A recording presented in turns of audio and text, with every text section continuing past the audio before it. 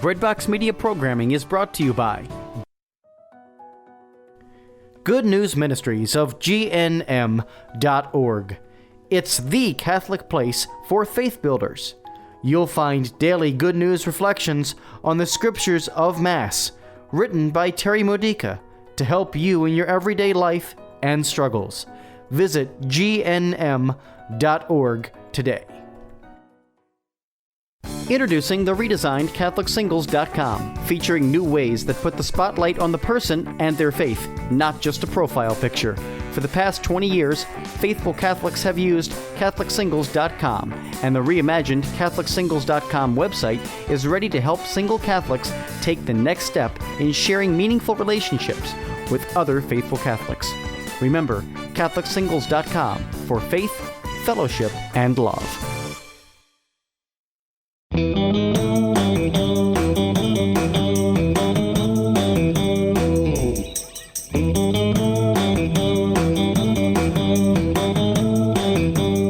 Well, hey everyone, and welcome back to another episode of Lisa, Hendey, and Friends here on Breadbox Media. I'm so thrilled today to welcome to the show someone who is actually another real-life friend. And joining me today on this episode is Jared Dees, who's the creator of the religionteacher.com, which is a popular website that provides practical resources and teaching strategies to religious educators. Jared is a respected grad of the ACE program, the Alliance for Catholic Education, and holds degrees in education and theology, master's degrees, both from the University of Notre Dame.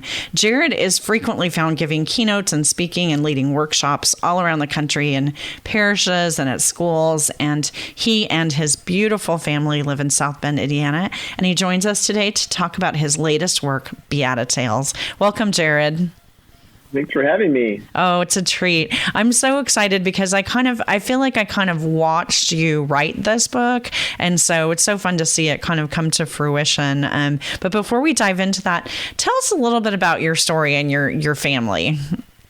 Yeah, sure. So I started out 15 years ago, started working in education as a teacher, religion teacher, and social studies too back then. As you mentioned, I was in the ACE program at the University of Notre Dame.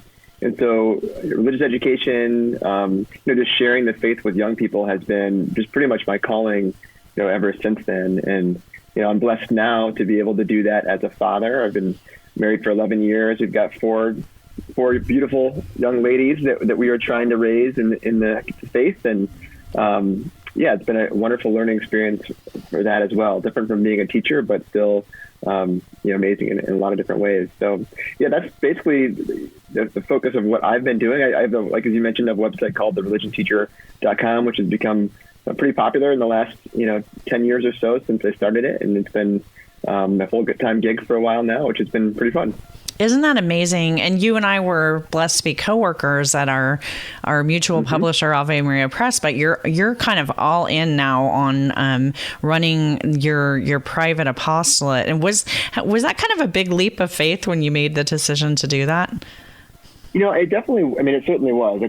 Everyone loves the stability of having a full-time job and that kind of thing. But it got to the point where I couldn't manage things both and give them 100% of my attention. I've been Press is doing a wonderful, wonderful work, but I can only spend so much time in the mornings and lunch breaks in the evenings trying to keep up with the emails and with all, the creation of worksheets and videos and that kind of things for teachers. So it was a blessing to be able to have that opportunity to be able to do that. My wife works at the University of Notre Dame, and that's a great, it's a great program there with the ACE program there. So we have some, just ability there to give us that little bit easier of a jump. But it's been really great, and things are growing very, very well. That's amazing. Well, say a little bit about, first of all, the writing of Beatitales. I guess maybe let's do an overview of it, first of all, and tell people kind of what they experience with this when they pick up this book and share it with their family or their classroom.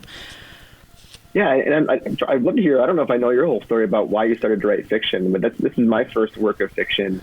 And I don't know if it's similar to your experience, but I got to the point where I've written, like you, a lot of nonfiction books over the years, and for ministers, for teachers, for catechists, religious educators, and that kind of thing. And as far as, creating things directly for young people, as a dad, I don't think I've read a single nonfiction book to my kids ever. So it became a kind of a no-brainer to say, well, let's just give this a shot. How do I pass on the faith? How do I create something that's going to be useful for parents, that young kids are going to read or be read to, that's going to help teach the faith or experience the faith in some way, have an experience of the love of God in some way. So I started out with a goal to write 1 million words for kids. I figured that a really big goal is going to get me continue to practice as much as I can, and that's going to push through that initial challenge of knowing that it's not very good and kind of getting a little bit better along the way. And I just kind of stumbled into the idea of writing fables as a way of almost just practicing. And, fables, of course, are that classic work, way of sharing truths or lessons, which could be moral or otherwise. And it just became, I just kind of fell into, started working on the Ten Commandments, started working on the Beatitudes, and just started writing more and more fables. I was sharing them with my kids. I was using them as a catechist in class with the kids that I was teaching, and they really responded well to them. And, I found myself with fiction having more in-depth conversations about faith, about, Jesus, about the teachings that we are passing on in the context of a story than I ever did trying to creatively, get those teachings, those ideas across to the kids in other ways. I still use all those methods, of course, the resources that I'm using with Religion Teacher, but this was just another creative way, an outlet for me to be able to pass on those ideas. And so the Beatitales, this book it's a collection of fables. There's 8 fables there's eight fables for each of the, 10 fables for each of the 8 Beatitudes. You can do the math there. But so there's a bunch of little stories. They're only like a page and a half long, and they can be done at bedtime, or they can be used. A lot of catechist teachers have already told me that they want to use them in class with kids, young kids all the way up to through middle school as well, just to kind of give them a point of discussion. So the response has been really great so far, and I'm really excited about how much the kids and their parents are enjoying them so far. You're in good company when it comes to fables. I mean, we certainly have the classic fables, but, there's also a sense of parable when you read these stories. And did you, were you inspired? I mean, I guess this is a rhetorical question. I mean, the great storyteller Jesus used a similar format. Did you go back and read his parables differently after you started to write this way? And that's a really good question. I don't know if I read them differently, but I certainly appreciated more why he did that, why he was telling stories like that, especially to the people that weren't his followers yet. These are people that he's trying to express, the love of God to. And how do you say that without being inauthentic? And that's essentially what I think that the advantage that a parable or fable or story just in general gives is that it adds an authenticity that isn't so black and white and easy to just kind of say. You got an example of it that you can talk about and express. So, for the Beatitudes, I mean, these are things that would be really difficult to just say and get right away. I mean, blessed are those who mourn, for they will be comforted. That doesn't make any sense. But giving a story example of how that is true can be a really powerful way to pass things on. And that's what Jesus was doing. All of his parables were about the love of God, and it's a mystery. So how do you project a mystery? A story is a wonderful way to enter into that. You have kind of a test audience living with you, but I'm wondering as you were crafting these, did you spend time reading them aloud to the girls? Because there's a cadence to them that, it's almost as though their primary mission is to be read aloud. And I know that for me, when I'm writing, especially for children, I often sit in my office and we'll read a sentence over and over again, and sometimes even record myself reading it, because I imagine myself as the parent reading it to a child. Did that happen with you? I love that idea. Oh, absolutely. So many times when I would read the stories, I would find myself thinking, that might look okay, but it doesn't sound good at all. And it's one of those things that I was blessed to have young kids that could listen to some of these stories and be able to give me immediate feedback or say, what does that mean? Like some of the words that I was using didn't they weren't at the level that they could understand. And there was no real reason to have really complex vocabulary in stories like this. It's the story, not the language that was most important. So that kind of thing was really, really helpful. Just, reading that out loud, like you said, with anything, it just really, really does help. And, like I said, I could be able to use my test subjects to be able to share it with them and see how things sounded. Did you love Aesop's fables as a child, or is this something that you discovered later in life?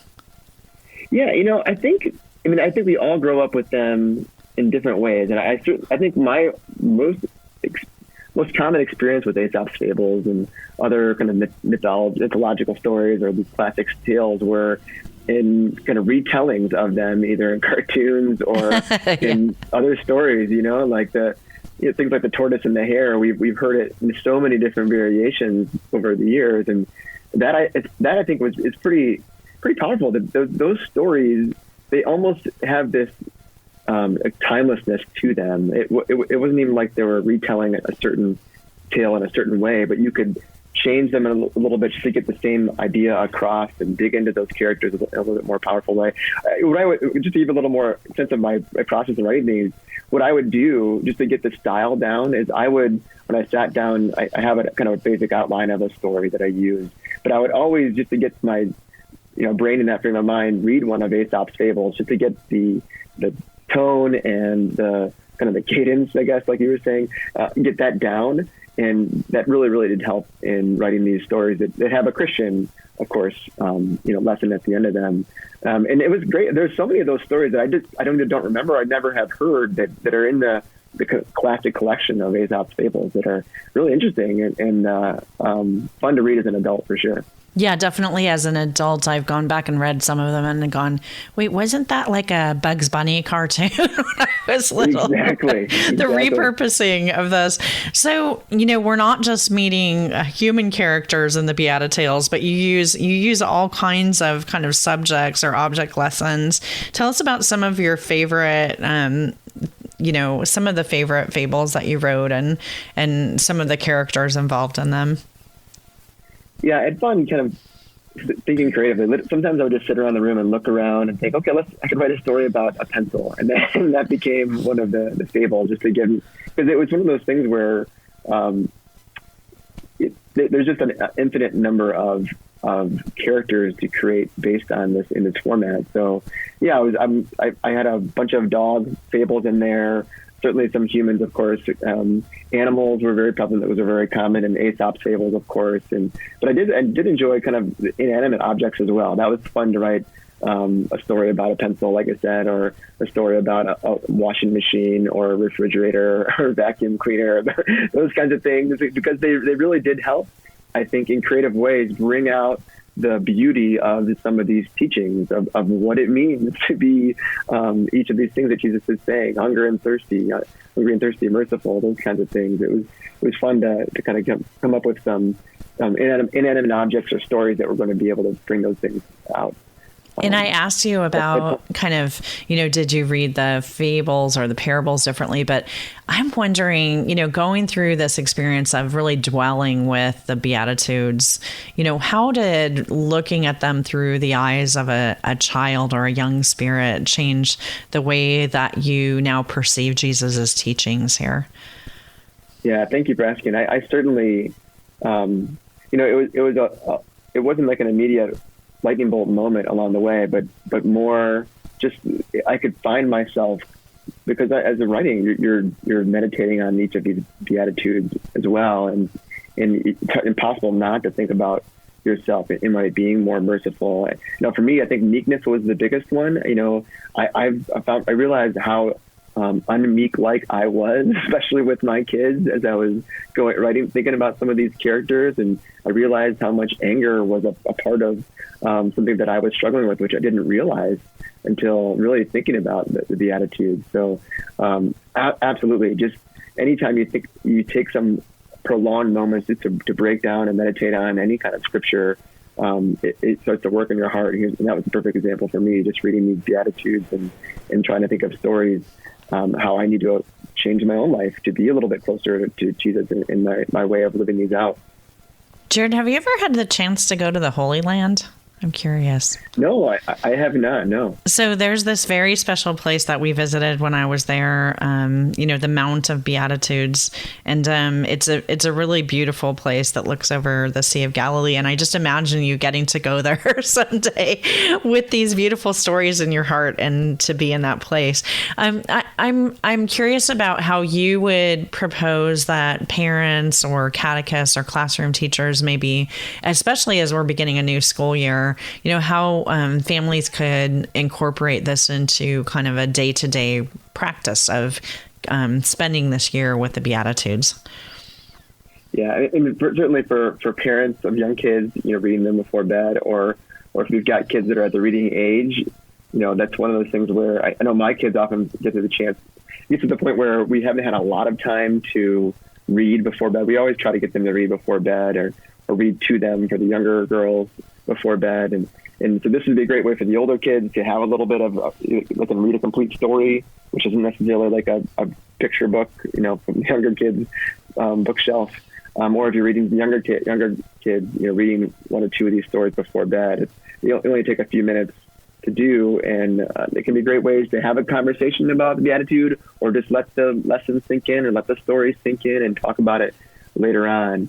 If you're using them in the classroom, I know a lot of the catechists that have reached out to me, or teachers that have reached out to me, what they wanted to do was have the kids break up into groups or separate individually some of the stories to read by themselves, and then come back and discuss in creative ways. I'm really excited to hear as the new school year starts how people are using them, because they've already reached out to me saying, can I try this, or what do you think about this, and can I use the book? I'm like, absolutely, let me know how things go. So I think the biggest thing is it doesn't have to be a long, detailed discussion, but naturally you start talking about stories after you finish them. And it's a great opportunity, I think, to have a conversation about faith, which isn't forced. It's kind of inspired by the stories. One thing that I thought of, probably because I was reflecting back on my own, young mom days with my kids, and I was thinking it would be really fun to have this book in your car if you spend time on the way to school in the morning. Obviously, if you're driving the car, you can't be the one reading, but I was thinking about how I would have loved to have my boys take turns reading one of these each morning, because you could, in the space of a 15 minute drive to school, really cover one of these, open with prayer, as we always did in our car ride, and then read one of these and then have a conversation. Because the interesting thing is sometimes in the car, kids will actually say things to you that they might not say if you're looking them face to face. So it's a perfect commute book. So definitely if you have like a child who's old enough to read aloud, and great practice reading too aloud. Yeah, I love that idea. Absolutely. Use that time wisely. We always pray too in the car, and then there's always that extra 10 minutes or so that could be whatever else. I love that idea. Thank you, Lisa. Yeah, and I do think too that for anybody who's listening that doesn't have young children in your life directly, I mean, we all kind of have them in some way or another. We're members of a parish family or somehow related to kids, but I want to say that Beatitales is not just a book for children. In the same way that an adult can read a parable or a fable and find deeper levels of meaning, I think this is really a book for any person of faith who wants to bond kind of more deeply. What do you think, Jared, if you were just a grown-up using the book, what might be some ways to incorporate this into your daily prayer practice? That's a great question. I think, like I said, this is really just an expansion on a really, really in-depth lectionary, I guess, if you will, because you're looking at these scripture passages and you're looking at them, trying to look at them or thinking about them in different ways. So I think it would probably start with scriptures, like reading the scripture verse, the Beatitude that you're meditating on, and then using the story as a way of meditation. I mean, the practice that I use, you're reading it, you're trying to understand what does it mean, so what are the definitions of the word. So for the Beatitudes, it's pretty simple. Like we may have to look up words like meek to remember what they mean, but read the Beatitude, read the story, and then end with prayer. That's kind of the simple method of reading any meditation on any scripture. But yeah, I think the story can be a great meditation on the verse itself. Fantastic. I can't wait to use it that way. Jared, Where's the best place for people to get a hold of Beatitales if they want to bring this into their life? And is it on Kindle as well? Yep. Yeah, Amazon is probably the best place to go. Amazon Kindle, or it's available in ebook or paperback. Either version works. It's available there for sure. Where most people buy their book. Awesome. And can I ask you just a couple questions about thereligionteacher.com? Yeah, please. So why don't you, we kind of talked a little bit about it at the outset, but why don't you tell people kind of how that functions and what kind of tools they'll discover, especially as we're starting a new school year?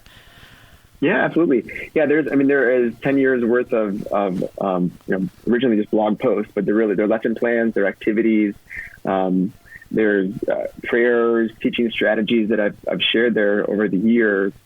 And every Sunday, I send an email out to offer suggestions for lessons and activities.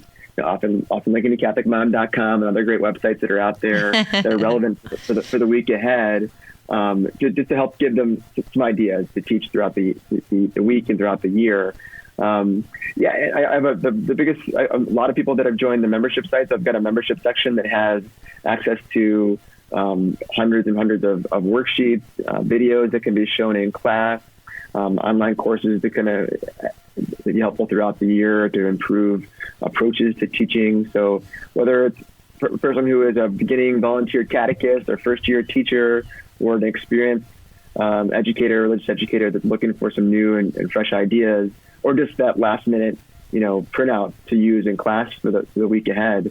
That's what the religion teacher is there for. So, I love doing it. I love being able to create practical resources. That's my biggest thing. Is these aren't like fluffy ideas or read from the textbook and discuss. These are things you can easily print or play in class to take up some or all of the time in class, and really to free up catechists and teachers to be able to be excited about what they're teaching, and then have some tools to be able to supplement what they're already doing in class. I love it. And I think those practical tools. So last week I was at the C3 conference in the Archdiocese of Los Angeles, and it's a technology conference primarily for Catholic school teachers and catechists. And the things that made the teachers who were there the most excited were these kind of very practical, like, here's something, 1, 2, 3 things that you can do in your classroom immediately to help, set the hearts of your kids that you're teaching on fire for our Lord. So congratulations on creating a space that just does that. And it's so fun and exciting to see that community continue to flourish and grow. And I know you're probably like me, when you work at home and, our work is on the computer and it's a little bit solitary, it's really fun to go out and speak as you do and meet people that use your resources and be, rewarded by the joy of seeing their excitement about it. It's funny. Like it surprises me every time I go and speak how much people use the resources and value the resources. Because, like you said, when you're just for me in my basement office working on something and clicking that publish button, you don't really know until you get out there and speak to people. That's why I do love. It's hard to be away from the family, but I do love getting out there on the road and being able to speak at conferences or lead workshops or lead retreats with teachers, catechists, and other educators. It's been quite a blessing as well. So, Jared, can you share, are you working on anything new? I know you and I both always have something percolating around in the back of our brain. Absolutely. Yeah, I think the next thing, so I like I said, I wrote hundreds of these little fables, and I did some with the Beatitudes, but I also wrote some for the Ten Commandments, so that's the next, edition. I don't know how much of a series it'll be, but certainly the first two, for sure. I've gotten some others in the works as well, but those have been just a part of something. Every Friday I share a piece of fiction, a little newsletter. It's something I've been titling a 4-minute fiction.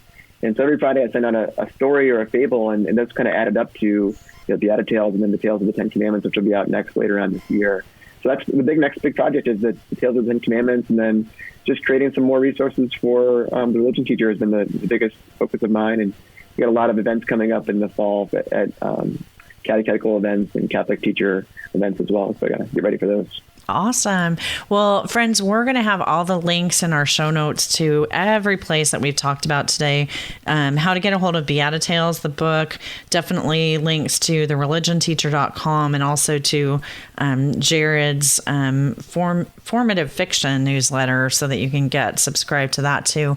So all you have to do is come on over to lisahendey.com to check out the show notes for this episode, and we'll get you everything over there. Jared, I'm so grateful for the work that you do and especially for the gift of your friendship. Well, Lisa, you've been so encouraging throughout my whole career here in the online world, and I'm so grateful for the friendship as well. And thanks for doing this. I really appreciate it. Okay, and we're going to have you back on when the next book comes out, okay?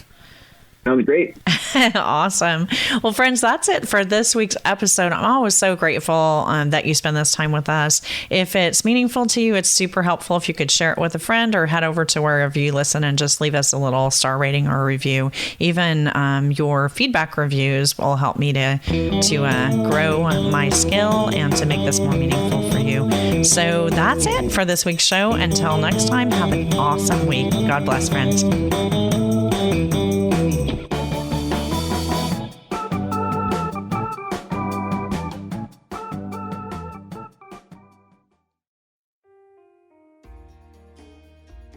Hello, this is international Catholic singer Anna Nuzzo, inviting you to join me and Father Dan Cambra of the Marian Fathers on a select international tour's Divine Mercy pilgrimage to Poland and the Czech Republic. It takes place in September of 2019, and we would love for you to join us. For more information, go to my website, annanuzzo.com. Thank you, and God bless.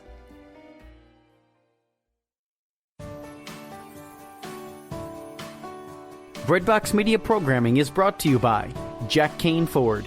Find your next Ford Tough vehicle at caneford.com.